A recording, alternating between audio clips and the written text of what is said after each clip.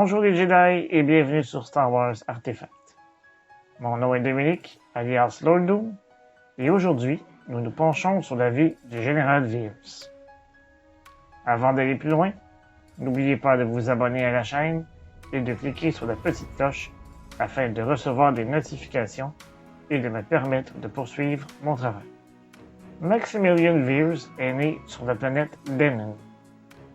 Avec le temps, il gravit les échelons de l'Empire galactique en tant qu'officier de l'armée.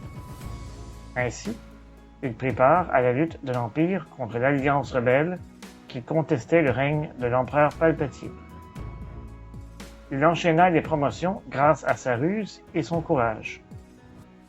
Il prit part à des douzaines de batailles, dont des conflits avec les Aloriens sur Zaloris et contre les Kulruiens sur Kulrun III. En plus d'être un excellent officier militaire, Veers était un époux et un père de famille. Veers fut éventuellement assigné sur l'Étoile Noire, mais il n'était pas à bord lors de la bataille de Yavin, lorsque la station spatiale fut détruite par l'Alliance rebelle.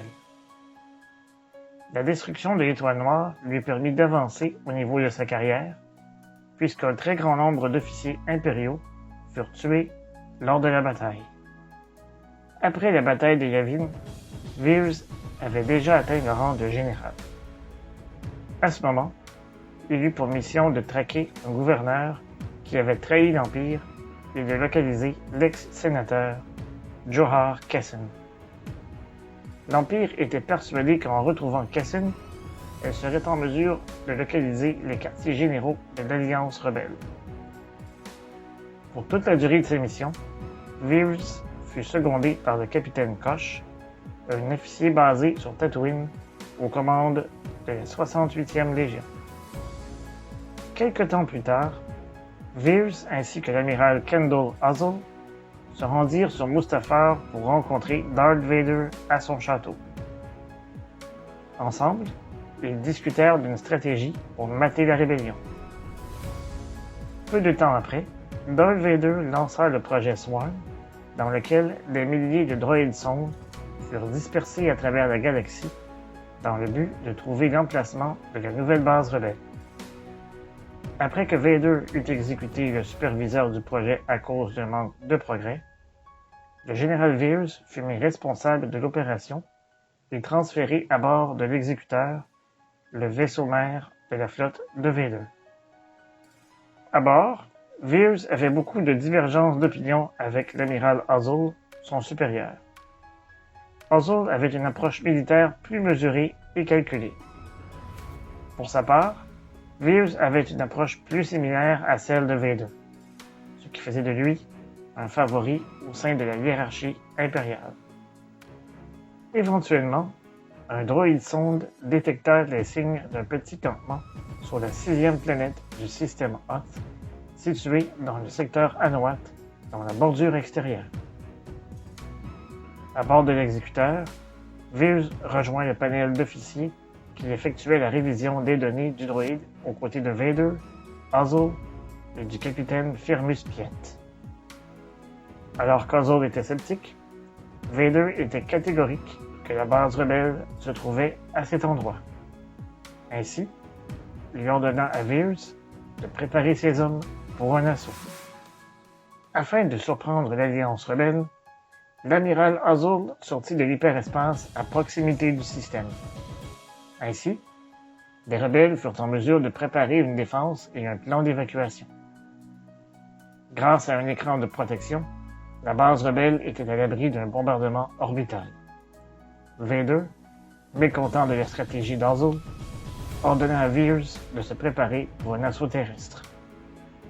Quelques secondes plus tard, Ozzel était exécuté et Piet promu au rang d'amiral. Veers avait alors une chance en or d'impressionner Vader et de corriger l'erreur d'Ozzel. Son escadron d'AT-AT impérial fut déployé tout juste à l'extérieur de l'écran de protection afin de permettre une approche terrestre. Ses troupes n'eurent aucun problème à contrer les défenses rebelles menées par un escadron de Snowspeeder.